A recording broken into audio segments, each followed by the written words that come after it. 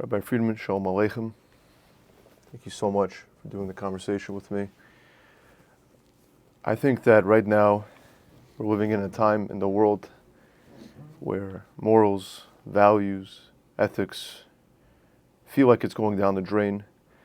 There's wars breaking out in the world from Ukraine to Israel to God knows where. And it feels like you right now in this moment, especially what I've been seeing on YouTube, is a voice of reason. And you've been able to provide Jews and people throughout the world, quite frankly, you're the most subscribed rabbi on YouTube with a different opinion on how you see the world right now. So I want to start by, talking about the most potent issue, right? Because we are Jews and Israel is the epicenter of the world. We've been told for far too long, as much as America is an amazing place, that America or France or Russia, no, it's all about Israel. What happens in Israel is depends the entire world. So October 7th, obviously, we know that a group of people that are, whether it be the direct descendants of Ishmael or the ideological descendants of Ishmael, attacked us, they ravaged us. And we've been at a war with them ever since, but it feels like we've been at war for many times, whether it be 1967, the Yom Kippur War, the First Intifada, keeps on coming and coming and coming. And we feel like, what's changed ever since? When is there going to be an end to this? And something that you've been talking about, which obviously has not been mentioned too much, is that this is really a war of inheritance, right? The people of 2,000 years of our ancestors believe that they are the chosen people, the Arabs do, that Jews, we have sinned, we have gone off the derech, as they say, and that you call yourselves the rightful inheritors, but you're not, we are. So it's not going to stop at Israel, right? Their entire premise is that it stops when the Jewish people, Has v'Shalom, never exist. So can you please talk to us about these conversations that you've been having about this war of inheritance and how you see things play out, essentially, for us to finally put an end to all the wars that we've been seeing? Well, this is hopefully, the decisive battle before the coming of Mashiach. The war with Hamas? It's not really Hamas. That's just the tip of the iceberg. It's Iran. It's Iran, and now I hear that Turkey is getting involved. And what we were told is that the war of Gog and Magog somehow involves Turkey. Of all nations. So something is happening in kind of a final showdown of truth versus falsehood. Unfortunately, it's being played out on the battlefield, but the real issue is the belief. You can't have 2 or 3 moralities in the world and have peace. There can only be one morality. Either murder is acceptable or it's not acceptable. Either God says don't kill or God says do kill. You can't have it both ways. So you can't be you believe what you believe, that's your truth and I have my truth. It doesn't work. There can only be one truth. And it's got to be the one that says that God said not to kill. Otherwise, we're all in trouble. So this is the showdown. The showdown is a showdown in faith, which boils down to a showdown in who's telling the truth and who is not. It's truth time. That's what it is. And we're not comfortable enough or confident enough with our truth to confront the world with it. So that's what you touch upon, right? I think you mentioned something about Golda Meir in one of your talks, where I think it was some foreign minister that said, when God forbid she ever takes the Bible and says that the land of Israel belongs to the Jews, and she never did that, right? And we said Benjamin Netanyahu's recent State of the Union, or the recent address to Congress, he's already touching upon, right, little by little, that we are the Jews, Abraham, Yitzhak, Yaakov. We have rightful ownership to the land, the Golan Heights, Gaza. Enough of this talk. This is our land. What will it take for the Israeli government and for us as Jews living in the diaspora? What actionable steps are there for us to be able to be confident and to go out? And I feel like the West kind of has made us afraid to be who we are. It's like they're lecturing us on morality when we're the Jews, right? We have the Torah, and the nations, the 70 nations of the world, have to come to us. But I feel like Israel is somewhat like at an impasse right now, where they don't know what direction to take. How do we take this direction? Just say this is it. We notice it most with Israel because Israel is under the microscope right now, but it's the entire Jewish people. And Netanyahu takes his understanding or position on the Jewish people in the world from his education here in America. American Jews, not just Israelis. We're not confident. We don't have the confidence to speak truth. So Netanyahu kind of couches it in self-defense argument. Israel has a right to exist because it's a democracy, because it's Yeah. I can't listen to this anymore. I'm sorry. So yeah, he quoted the Torah, but what he said was, we lived there, so we have a right to it. That's true. Not the whole truth. Not the whole truth. No. So it's not just Israel. The world in general is very lost in terms of morality, completely confused about God. What did God say? What does God want? Nobody knows anymore. Those who claim to know are not very tolerant. So is it better to not know, or is it better to think you do know? It's a mess. And that's why, consciously or subconsciously, the world turns to Israel. The Jewish people, they know. They're the Jewish people. They know. Deep down, they know. They don't want to admit it, though. They're afraid to admit it. I'm not sure what they're afraid of, but they're afraid to admit it. And we're afraid to claim it.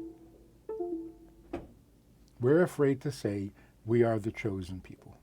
Why are we afraid? Because we've been abused for that for so many years. You know, it's like an abused wife. No, if I say the truth, then he'll hate me. Then he'll hate me. Well, he's been abusing you for 2,000 years. I think it's time to just tell the truth. So here's two problems. The first question is, do you know the truth? What you believe and what you say and what you preach, is it the truth? And secondly, do you think it makes a difference? There are Jews who know that this is the truth, but they're also convinced that nobody cares. So we'll get up and I'll say the truth. Nobody's going to buy it. It's almost like, I think it's true, but nobody else will. So what are you left with? Keep lying. Keep playing the political game. Manipulate, maneuver. If you don't believe in the power of the truth, then what good is it to know the truth? So these are the two issues. We need to know that Torah is the truth about God and morality and the purpose of existence. And we need to be absolutely confident that when you say it, people will hear it. And when you hear truth, you don't argue.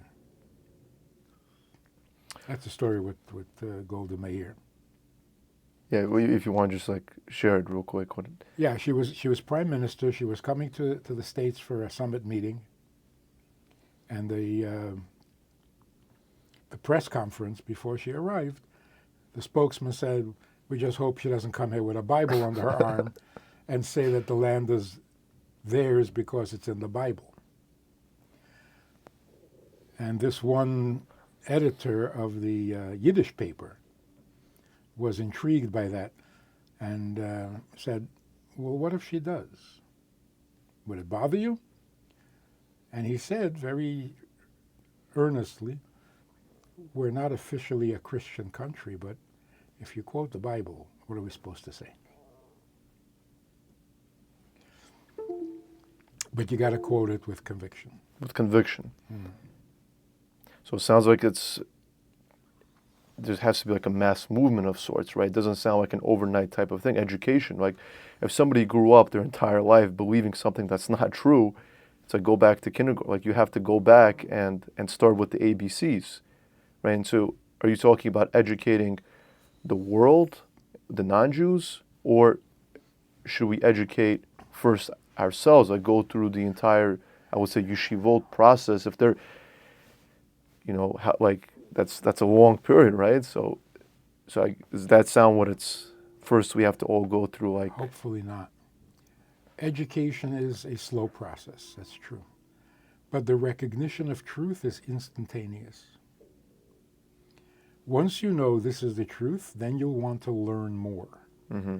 So the education process comes after the fact. After. Mm-hmm. First the facts, ma'am. Just the facts. Then you study it, you analyze it, But truth doesn't come from study. Truth is true. Mm-hmm. And if you say it, it resonates. There's something about truth, not the force of your personality or your conviction. There's something about truth that is undeniable. That's what makes it true. Mm-hmm.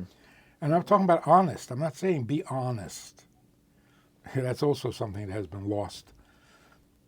But we're not talking about honesty. We're talking about truth with a capital T, which means that which always was and always will be. Mm-hmm. That's true. If it wasn't always and it won't always be, then it's not true. Mm-hmm. So first we've got to state the truth, which grabs people's attention. Then we start the education process, and maybe that's Mashiach's job, to be the grand teacher. Mm-hmm. So like all these different organizations that are really good, obviously Jewish organizations that combat anti-Semitism, and they spent hundreds of $millions a year on marketing, right, doing all these research reports about how to, but you're saying to combat, I guess, anti-Semitism is just speak the truth, from what I understand. Let's go away with let's put that $100 million somewhere else. Yeah, it doesn't make sense to tell the anti-Semite that he should be a nice person because anti-Semitism has been around for a long time. Yeah. What is your point by that? It's like they take people to a Holocaust museum after, like a anti-Semite. It's like this guy is enjoying his time there. You can't keep telling the world everybody hates us. Well, can they all be wrong?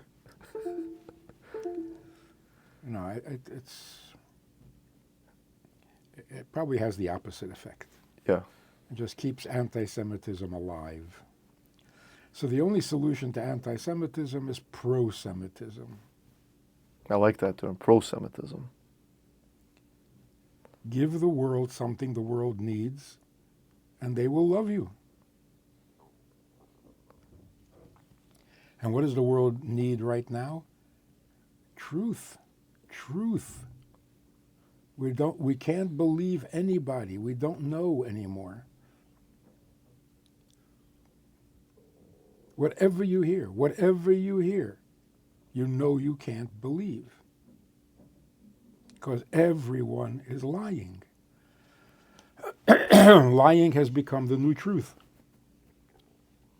It has been. And the question is only who lies better. That's got to stop.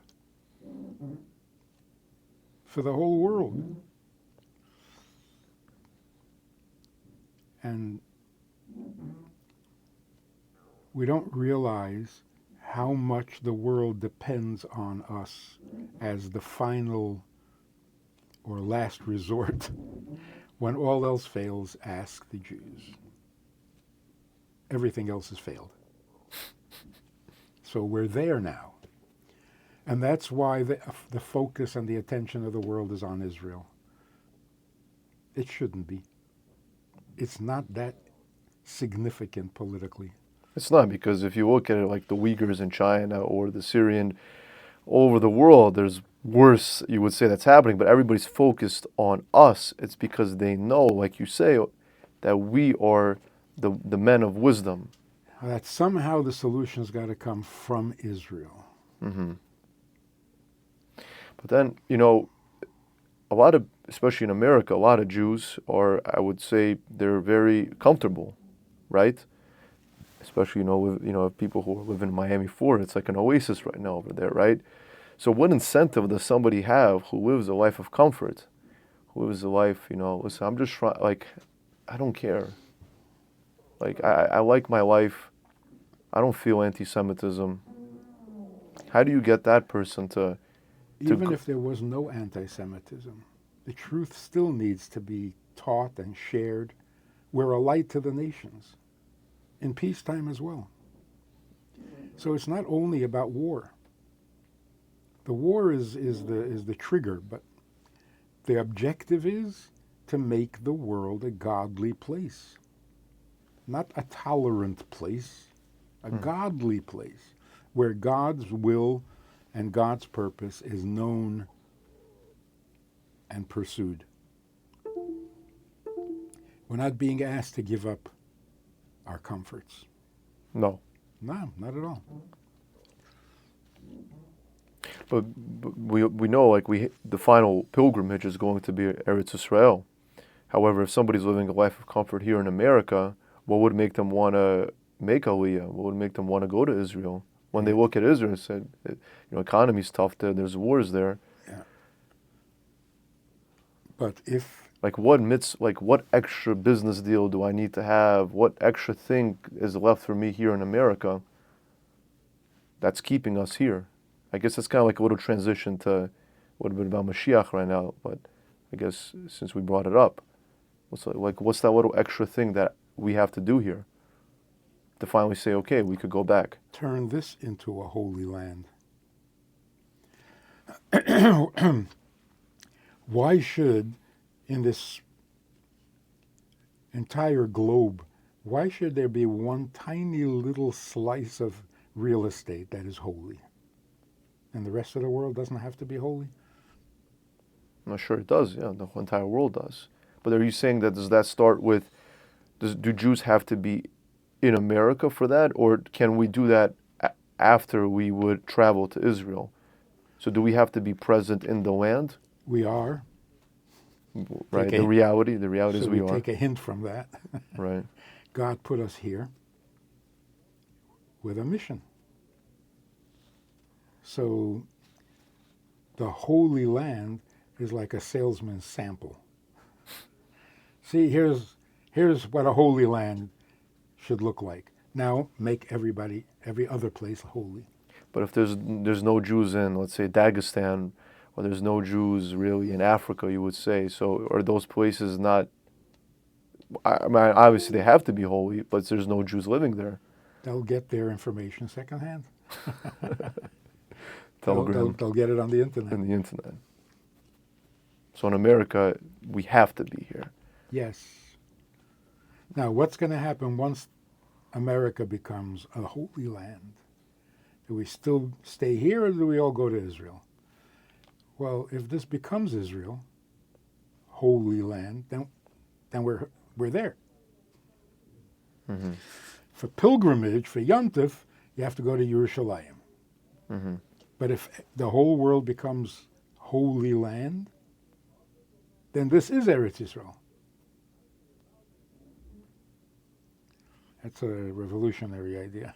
It is, because you would think that they say when the Messiah will come that he will gather all of the exiled Jews back into the land of Israel. So so you're saying that would happen and then we would go back?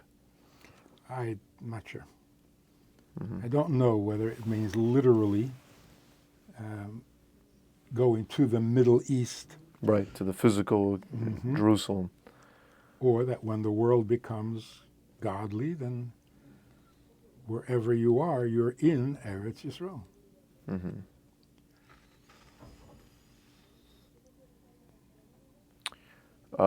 So just kind of going back to Israel and the whole Netanyahu, obviously you mentioned about truth. So currently the government in Israel, obviously it's a parliamentary system that was inherited to us by the British. Do you think that it's time for, or what actionable steps can the Israeli government, or would you encourage them to take if you were, let's say, at the helm? I mean, obviously it's tough, nobody wants to be in that position, obviously. Yeah, I don't envy him. But if you were, what actionable steps can we take? Would you to make our government more representative of? I guess the first thing is to let the world know that we don't live by the rules of the Geneva Convention Mm-hmm. or the Oslo Accords or whatever else the United Nations comes up with. We live by the Torah because that's where all morality comes from. And as such, the land is ours. Behave yourself or leave. And there's zero tolerance. Zero tolerance. You hear people speaking on the news. If Hezbollah continues the aggression, we're going to end up at war. If a nation fires a rocket at you, you're at war. 6,000 rockets have come from Hezbollah just in the last couple of months, and we're not at war. One more rocket, and we'll... Proportionality.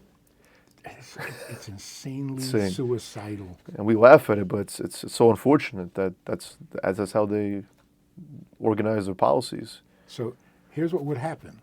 If Israel said, this is now our policy, we live by the Torah, and the Torah says if a nation attacks you, you wipe them out.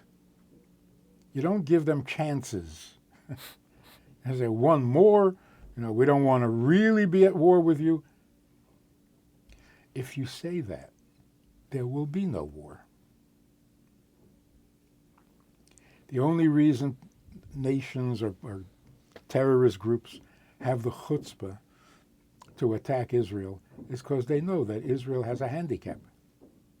We can't defend ourselves. Because of what we say. Because of this ridiculous notion that we have to abide by what America says and what the UN says and even what Europe says. You've heard of Europe, right? Yes. That's where the Holocaust was. And we're asking them to approve our morality. So it's ridiculous. It's literally ridiculous. And every sane, reasonable non-Jew in the world is puzzled. Like, what's wrong with you guys? They are puzzled. They are. They are. We just don't really hear about it, but it's true. Under Begin, when they gave back the Sinai, or gave away the Sinai, with the oil fields, people in the United States and the government in Washington said, are you crazy?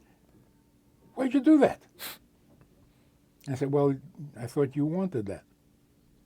And even if we did, you got to be nuts to give away oil fields and then buy the oil from the enemy. So most of the world, with their head on straight, can't understand what's going on here. So you don't need to wipe them all out, but they need to know that that is your position. And then it won't happen. No one will get hurt.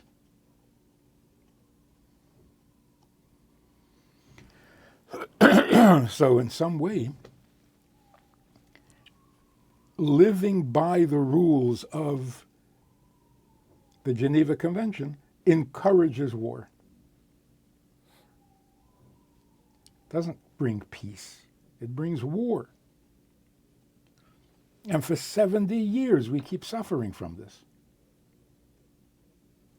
We'll be very careful. We won't shoot during Ramadan. We won't do it. So what did you do? So every mosque has weapons. Every hospital has weapons. Every kindergarten has rockets. You encouraged it. I like something that you mentioned about purposeful, right? It's like you say, one extra rocket, then we go to war. But all those people that died will be in vain, right? Because you have to have a purpose, right, to end the war. This is what I have to do as a government. Otherwise, it's not purposeful. Otherwise, it's just a little game that we're playing here. So the biggest complaint, I guess, is the war in Israel has never ended since 1948. It's not many wars. 6 wars, 5 wars. It's one continuous unresolved conflict. And the question is, what is wrong with you? Resolve it. And if you don't know how, well then, I guess having a Jewish state was not such a good idea.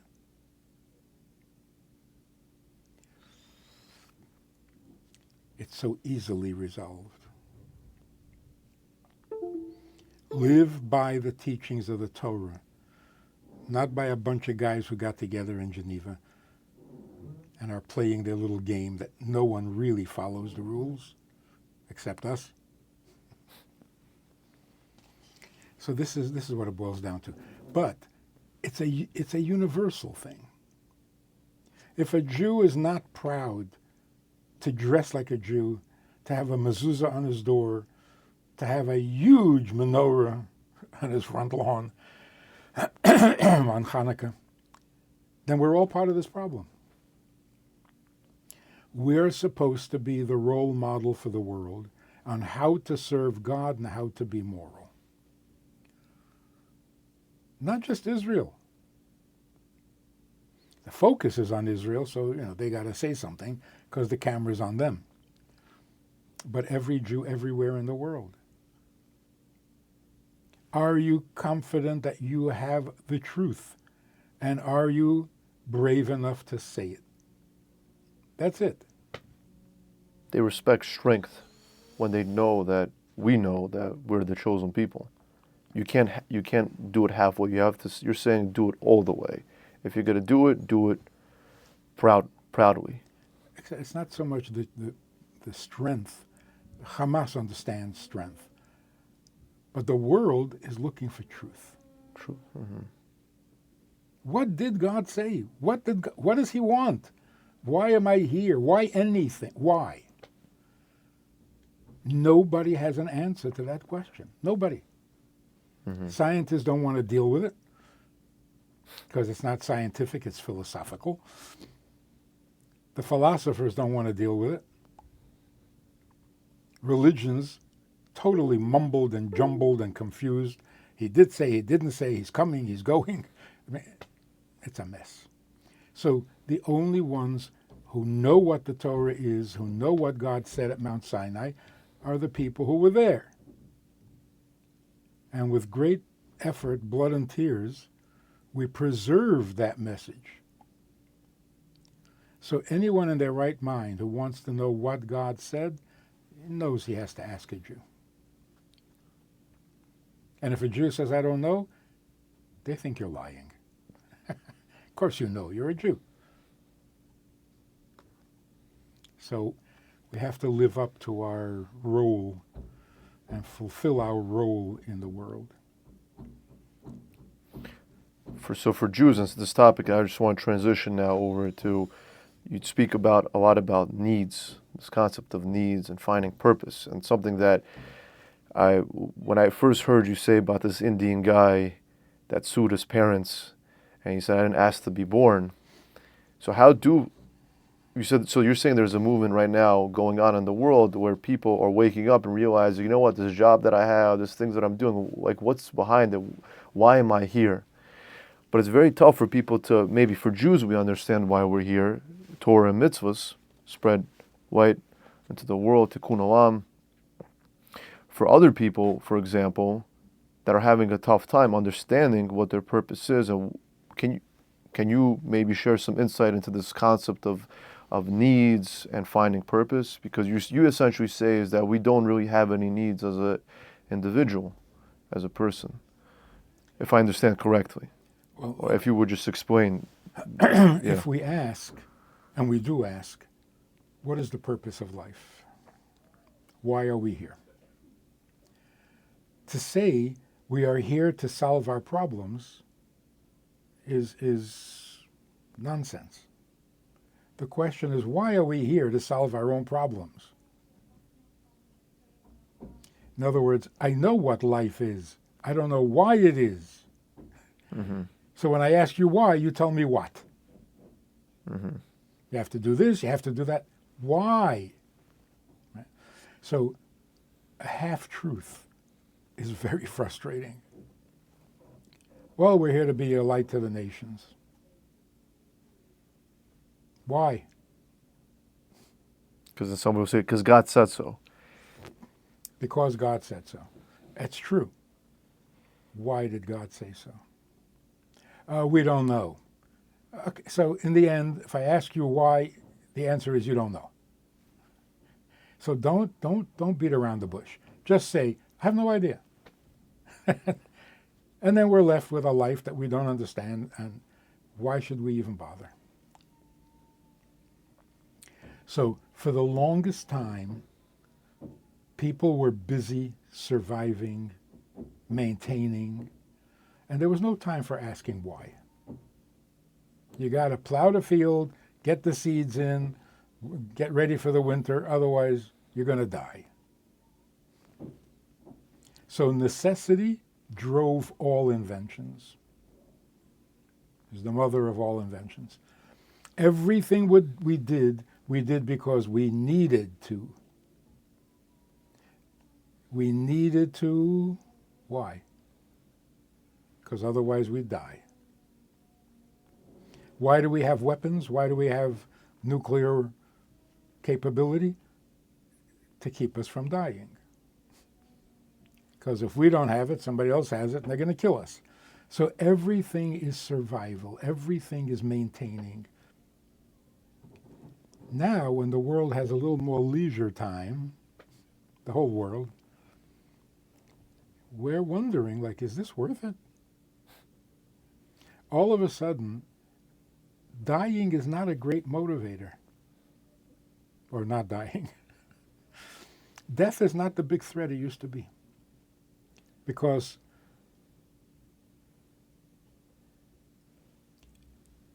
if, God forbid, the world blew itself up and instantly disappears, do I care? Would I complain? No, you'd be dead. God Right. forbid.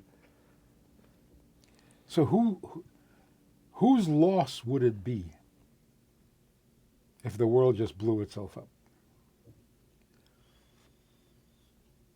Nobody would care.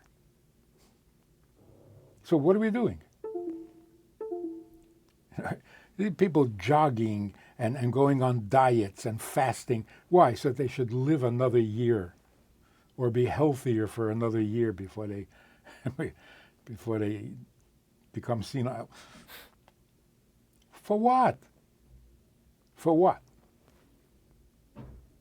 Well, you got to live. Why? Why? It's circular reasoning. It's frustrating. Well, you got to do whatever it takes to live. Why? Because if you don't, then you won't live. So, Right? right? Right. You got to live because otherwise you'll be dead. That's not a reason. Who would be the big loser if the world blew itself up? The person who invested into the world. The creator. But we have this crazy notion that the creator doesn't care about his creation. Well, doesn't really care. He just gets a little upset if you don't behave yourself. Other than that, he doesn't care. Well, if he doesn't care and I don't care, what are we left with? Torah tells us that God cares. The first words in the Torah, in the beginning, God created heaven and earth. I mean, if you knew just that, he bothered to create heaven and earth. Why? What is that?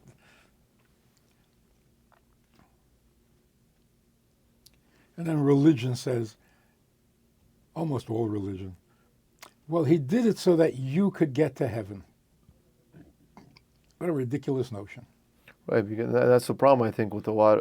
I would say a lot of people, they say, "Oh, don't do this, and you go to hell." But then the guy who says, "I don't care if I go to hell," right? Even if you care, that's why he created the world, so that you should do something not to go to hell. Don't create hell. Don't create the world, and nobody has a problem. No, he's doing you a favor. He's saving you from hell. What? It's not like we were in hell and he's coming to get us out of there. He created hell. He created the rules that if we break those rules, we'll go to hell, and he's here to help us. So, yes, there is heaven and there is hell. To say that's why he created the world makes absolutely no sense. There's got to be a much deeper, much greater purpose. And God has to be much more concerned with his world than just sitting up there in heaven and smiting people who misbehave. Like he's playing some kind of a electronic game.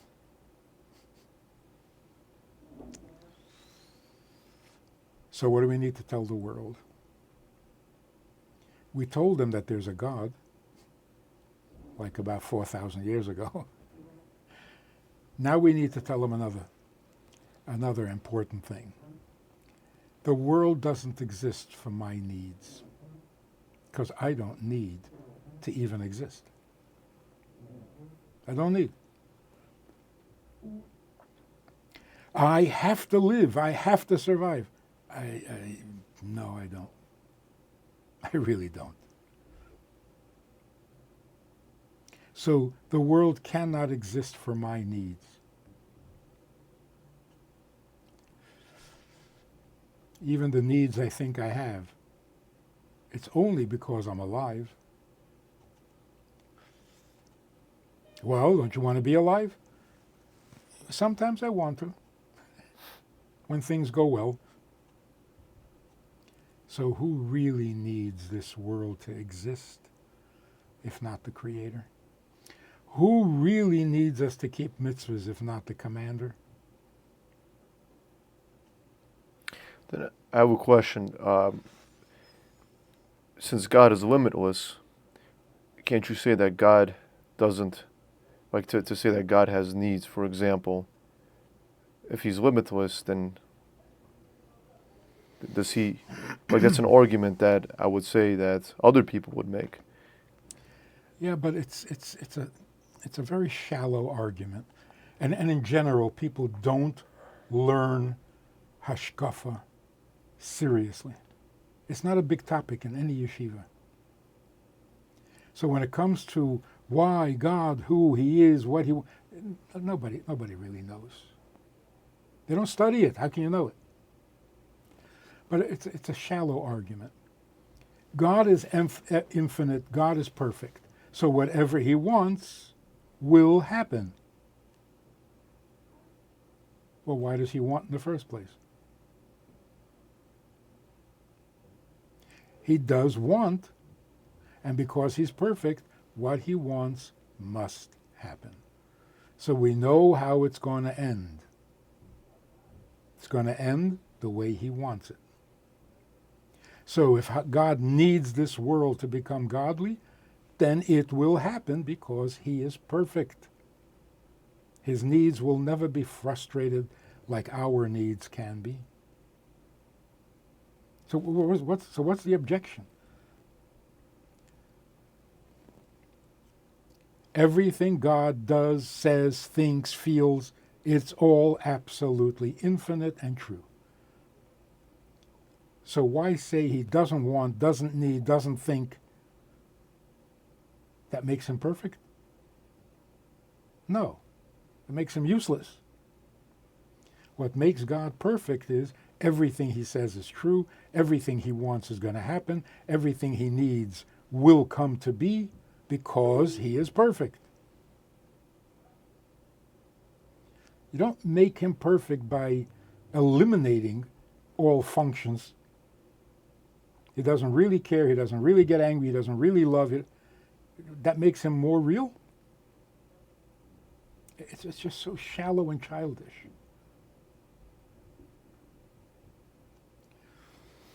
Of course God is perfect, so everything He wants will happen, and everything He needs will be the final result of His creation.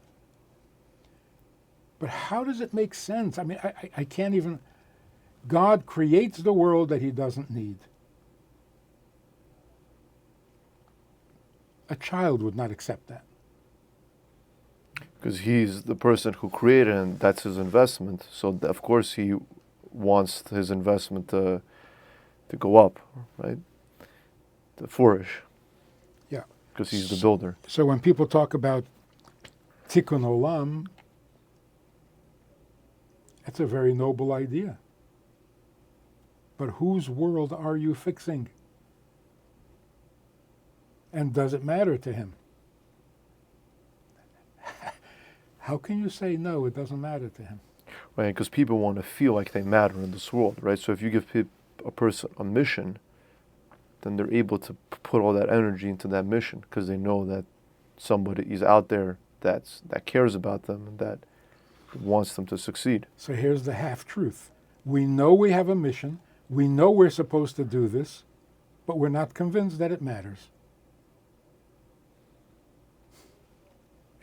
That's horrible. That's why a lot of people get depressed, right? Because they don't have the mission. They don't see. But it's very hard for people to see their missions. It's like it's a life. Some people are lucky enough and blessed enough at 10, 15 years old to know what their mission, vision is. But some people go into their life until 70, 80 years old, and they don't know why they were ever even born. So you got to start from the beginning. Who created this mission? Who sent us on this mission? And does it really matter to Him? Because if it doesn't, why should I bother? To the point of even sacrificing my life for this? And then you tell me He doesn't care?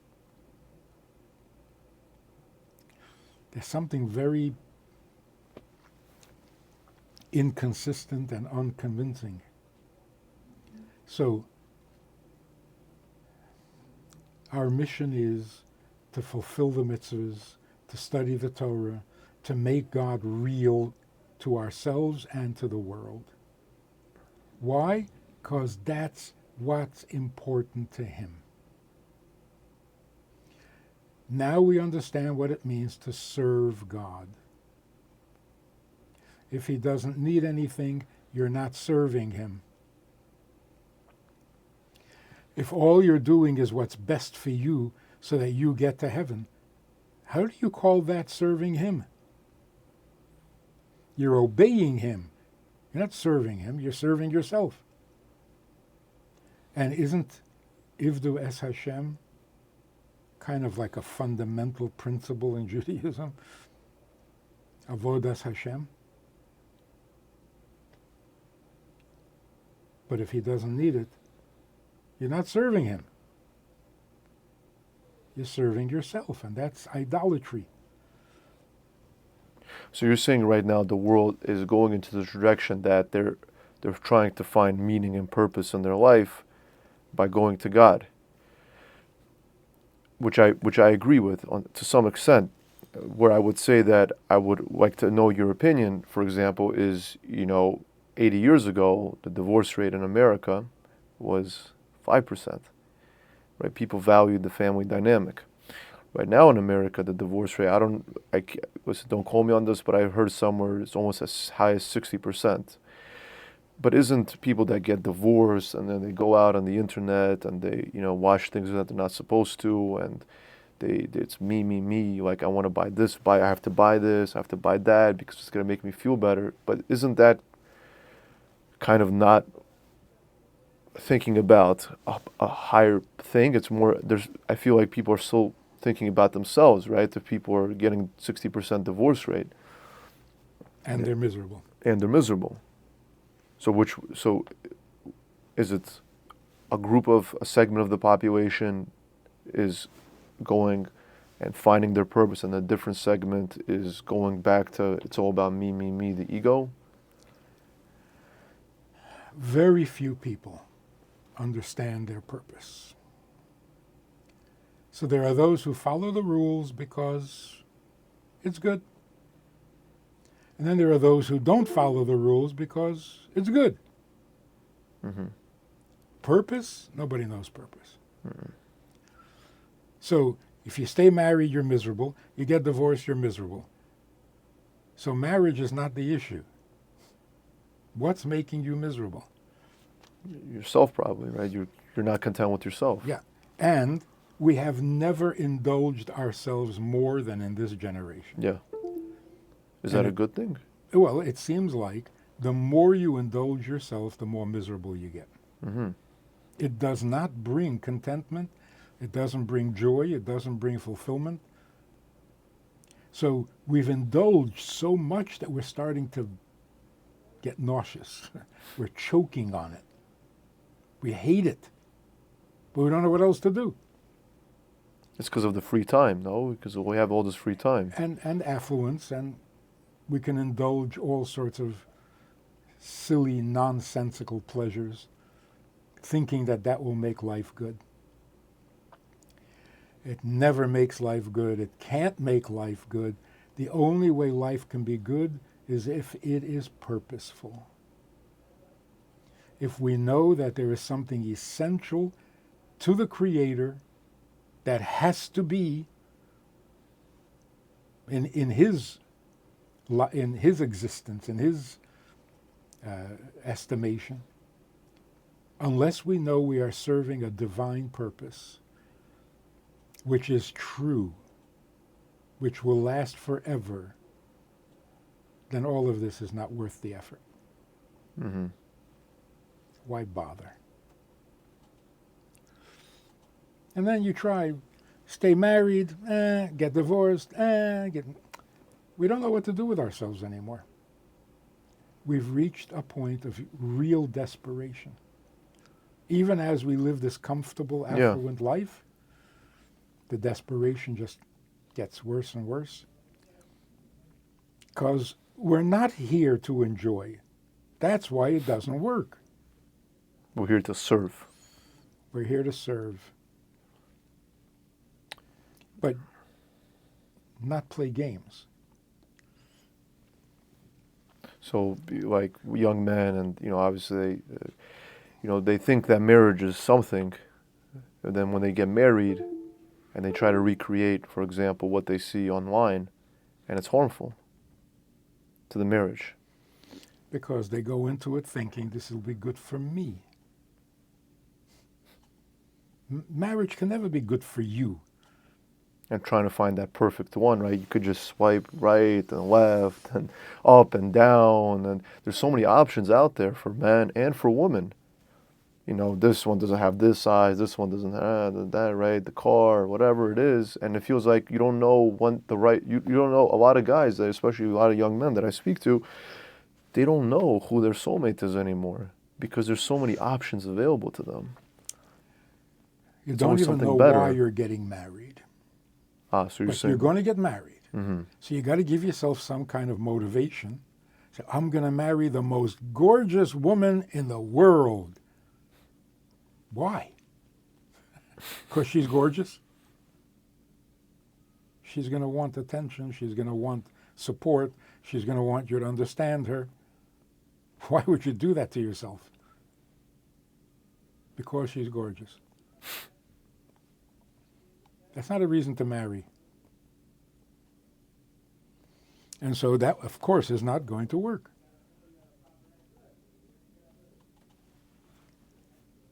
But this is a timely advice that you're giving us. Thank you so much. Like the wisdom that you're sharing. That always look into the soul of the person, right? But I feel like it's easier said than done a lot of the times. No. Look into your own soul and ask yourself, why am I getting married? Because it'll be good for me? Don't even bother. If you're getting married thinking it'll be good for you, you're not ready to be married. Mm-hmm. For yourself, it is best to remain by yourself. Until you understand why you need to get married. Unless you're no longer looking out for yourself. Mm-hmm. You want to serve. Then you get married. Mm-hmm. You want to make another person's life better because you're tired and bored with making your life better. You've given it 20 years, 30, 40. Enough already. Marriage means I'm done catering to myself. I want to take care of someone else. Or many others. Big family. You see, the blessing comes for Parnasa when you get married, right? Can you quickly, because a lot of people, they think that, because nowadays, unfortunately, society has trained us, especially women, to think that, that you have to have a lot of money to get married, because how else is he going to pay the inflation, the bills right now, the rent is crazy, groceries. So a lot of guys, they feel that they have to, be a millionaire to get ready to get married. But that our teachings tell us otherwise. And history tells us otherwise. For all of history, people got married without a nickel. Never mind millions. And some struggled. Never stopped them from getting married. No one ever thought, can I afford to be married?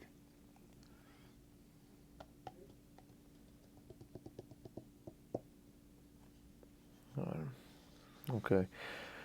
I guess in the last kind of topic that I want to address and is again going back to Mashiach, right? So I hear often the two concepts, either, and you tell me which one, or if you disagree with both.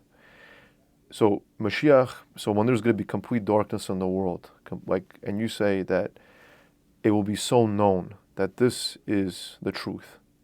Are you in the camp that you say that is what is going to happen when Mashiach comes, when there's going to be utter darkness in this world, and then Mashiach is going to be that light? There's others in the camp that say that the light has been progressing, and that it's slowly getting brighter and brighter, and then Mashiach is just going to be like that final, I guess you would say, a light bulb. Which one is it? Is it in the complete darkness, or is it that gradual light? It's both. Both. The light keeps getting stronger, and the need for it keeps getting bigger. Mm-hmm. So the darkness doesn't have to be evil. It doesn't have to be barbaric violence. That's just got to go. The darkness is confusion, not knowing truth. Mm-hmm. That's darkness. Mm-hmm. So the prophecy that before Mashiach comes, darkness will cover the world, it didn't have to be violence. That's like the ugliest form of darkness. Mm-hmm.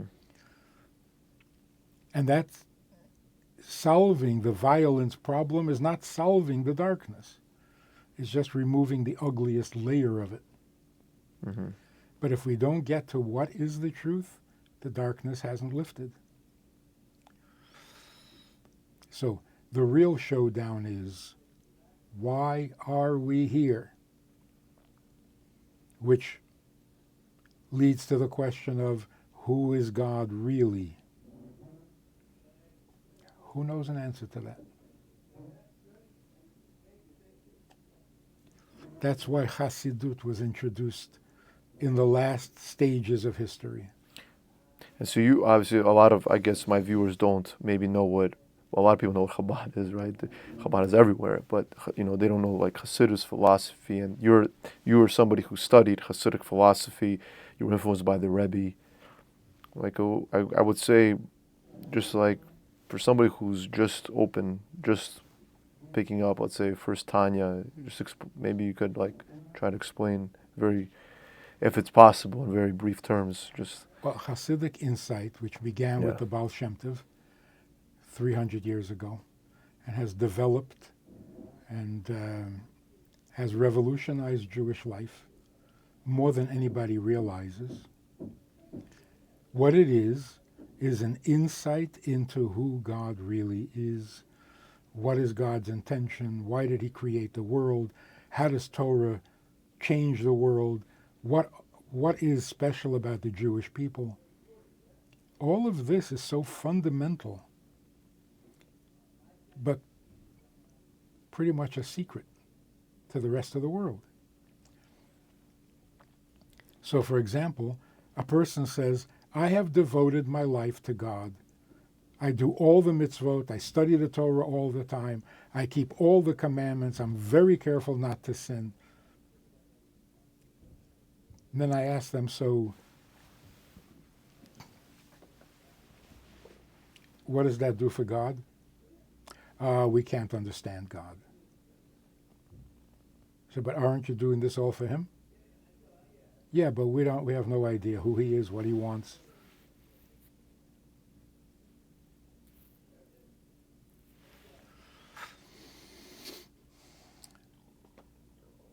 I haven't asked people, do you love God? You're frum, you're religious, you're pious, you're devoted. Do you love God?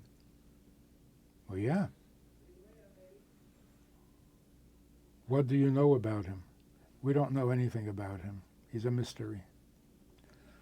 You love a mystery? You don't love him. Do you fear God? Oh, yeah. No, you don't. You can't fear what you don't know, and you can't love what you don't know. What you're fearing is suffering. You're afraid to suffer. And what you love is some expectation of a reward. That's kindergarten. Eat your cookies, right? It's very sad. So we need to get to know God. Mm-hmm. In fact, that is the first mitzvah, according to Rambam. The first mitzvah in the Torah is to get to know God. What are we doing about that? And all you rabbis saying, oh, we can't know God. We can't. What kind of mitzvah is that? A mitzvah that you cannot do? So, speaking about marriage, if you go into a relationship with God because it's good for you, you're going to get divorced. Or you're not really married at all.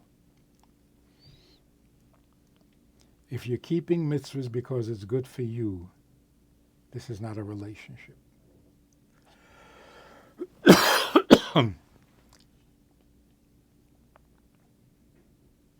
I mean, is that not like Yeah. Judaism 101? Yeah. Rabbi Friedman, thank you very much for your time. And if those haven't already, the book that you wrote, To Win a War, The Jewish Way, it's out in Amazon, right, and paperback and hardcover. I highly recommend you read it. It's very, I would say it's short but concise. Finish it in a day. Rabbi, That's if you're a slow reader. if you're a slow reader, yeah, if you have a... Rabbi, thank you so much for your time and for your wisdom. Appreciate it. You're very welcome. Let's end on a good note. The good news is the world is so ready and so receptive. Philosophically, there are people who have a half-baked philosophy about God and about life, but the world is so ready. And we're ready to actually serve God. Because I don't want to hear about what's good for me anymore. I don't need another salesman coming into my house to sell me on this will make your life good. I need this, I need that. Huh? I need this, I need that. Yeah. We're done with that. We really want to know, what can I do for God? And that is the most beautiful, the most godly thing possible. It's His world. We're here for Him. We're here to serve. We don't need anything. He needs everything because He's God. And if I can serve Him, I don't need a cookie. You don't have to bribe me, and you don't have to threaten me. Just give me the opportunity and the pleasure of serving the Creator. May we speedily receive the coming of Mashiach. Amen. Amen.